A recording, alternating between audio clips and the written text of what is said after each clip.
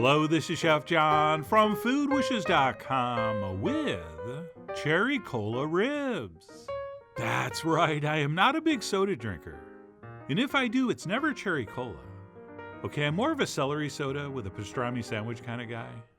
But as I've come to find out, cherry cola does make for an incredibly delicious rack of ribs, which strangely enough, really don't taste like cherry or cola. But anyway, we'll get into the tasty notes later. For now, let's go ahead and get started by mixing up a very simple dry rub, which is simply some kosher salt, some freshly ground black pepper, some smoked paprika, some onion powder, and finally a little touch of garlic powder. And that's it, we'll give that a quick mix. And then we will set that aside and move on to the wet rub, which is equally simple since it's just a little bit of yellow mustard, plus a small splash of apple cider vinegar, and then a couple tablespoons of the star of the show, some cherry cola. And don't worry, we're going to use way more than that. Okay, I don't want to get sued for false advertising, so we will in fact use the rest of the bottle later. But anyway, we'll give that a quick mix before we move on to prep our ribs. And what I have here is about a 3-pound slab of baby back ribs. And before I season these, I'm going to do something I almost never do. I'm going to show you how to peel off the membrane, which you can't really see, but if you scrape against the bone on the smaller end, you'll kind of see it peel up a little bit. And if you grab that with a towel, you'll be able to peel that straight across, which people do because they think it's tough or prevents flavors from getting in. Although I don't really buy it, and instead of peeling it off, I usually just slice across like this with the blade of the knife. And speaking of knives, if you see any large chunks of fat, go ahead and trim them off. But anyway, I just wanted to show you what I was talking about in those other rib videos where I made fun of the people that peel off the membrane.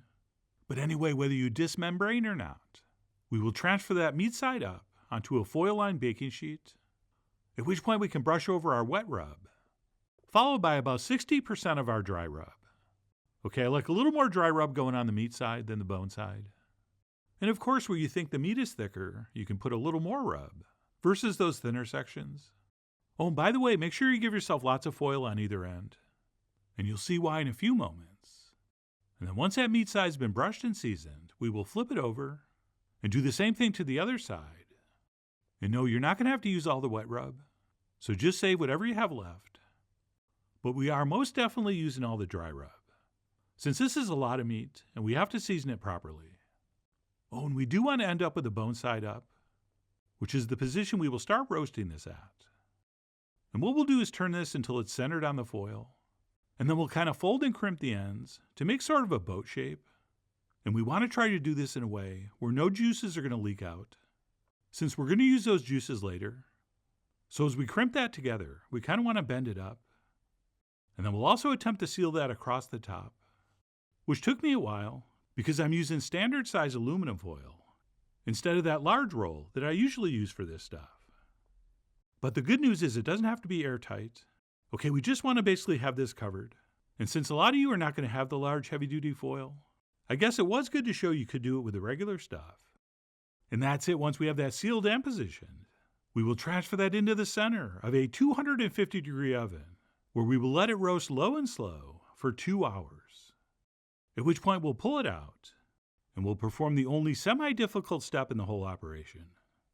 Since what we'll do is carefully open that up, and once that's opened up, we can transfer those ribs onto another pan for a second, at which point we will very, very carefully pour all the accumulated juices into a saucepan, which you definitely want to do on the pan, since I've never done this and not spilled it.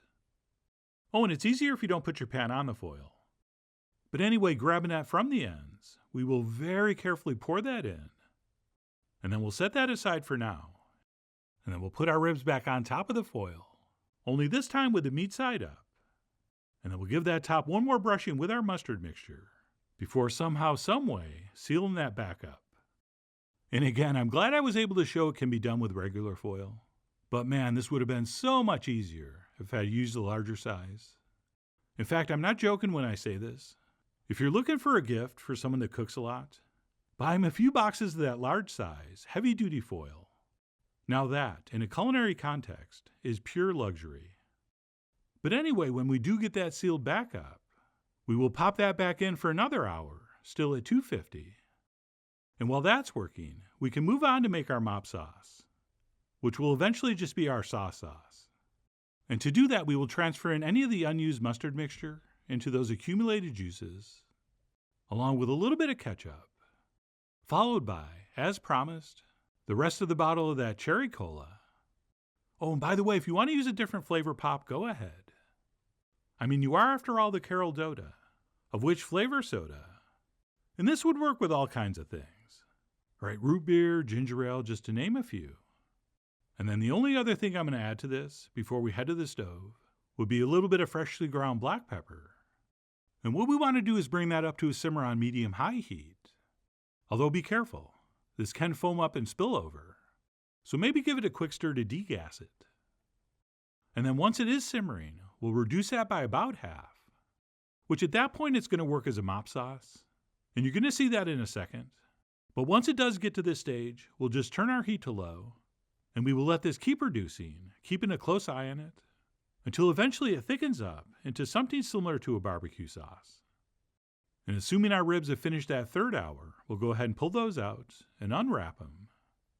And this time as we unwrap, we'll go ahead and flatten that foil out all the way, since from this point on, we're going to cook these uncovered, while basting these with our mop sauce, which as you can see here is just reduced by half and is still pretty thin, but that's totally fine.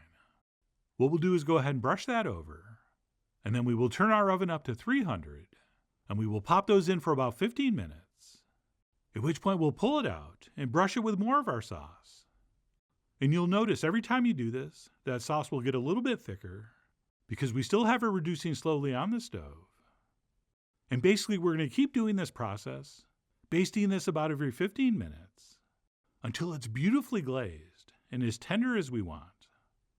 And again, keep an eye on that sauce. Don't let it get too thick and burn. Okay, once it starts looking like barbecue sauce, just turn it off. And we'll keep doing these brushings and bakings for another hour or so, although as usual an exact time is hard to give. But before I do this last basting, let me show you an old pitmaster trick for telling when your ribs are probably done. Okay, if you pick these up in the center with your tongs, and the ends droop down like this, you're probably very close. Or if they're still stiff, they're undercooked. And if it breaks in the center and falls apart, it's overcooked. So to me, these were just about there. So I went ahead and brushed on one more coat. And here you can really see how that sauce is thickened up. And now pretty much has the texture of an actual barbecue sauce. But anyway, I popped that back in for another 10-15 minutes, at which point I did something extremely dangerous and optional, but I did want to mention it.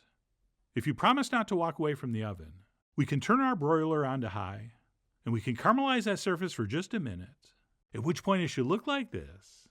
But fair warning, it will go from this beautiful caramelized color to jet black in about 14 seconds. So if you do finish like that, be extremely, extremely careful. And that's it once we're happy with the look and the feel of our ribs. I like to let those rest for about 5 or 10 minutes before I transfer them onto the cutting board. And then we'll take a knife and slice in between the bones. And how do you know you're cutting in the right place? Well, if you hit a bone, that's not the right place. Move the knife over a little bit till you hit meat. And that's it. I fanned those out and took way too many pictures before I grabbed that rib on the end and went in for the official taste. And even though it stays attached and we get a nice clean slice, when we bite in, that meat should come perfectly clean off the bone with little to no effort. So as far as the texture goes, we nailed it. And then as far as the flavors go, if I blindfolded you and I gave you one of these ribs, you probably wouldn't be able to tell it was cherry cola, since this really does taste very similar to your classic all-American Midwest-style barbecue.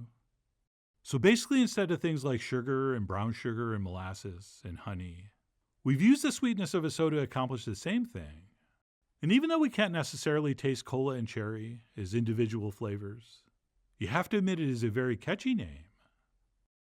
Oh, and if everything goes according to plan, after all our basting and reducing, we should have a little bit of that sauce left over, with which we can serve on or with the ribs, which I did here as I plated some up for a few more pictures, and to tease an upcoming video, since that coleslaw in the background is a scoop of my famous Carolina red slaw, which I'm going to show you how to make very soon. And no, those are not just some prop pickles. Okay, because the ribs are kind of on the sweet side, And that slaw has kind of a hot, sweet flavor profile. I like to have something on the plate that's just crispy and sour and not sweet at all, since that does a great job of resetting your palate for those next series of sweet succulent bites. But no matter what you decide to serve these ribs with, I thought appearance-wise, texture-wise, and flavor-wise, these ribs were fantastic, which is why I really do hope you give them a try soon. So please follow the links below for the ingredient amounts, a printable written recipe, and much more info as usual. And as always, enjoy.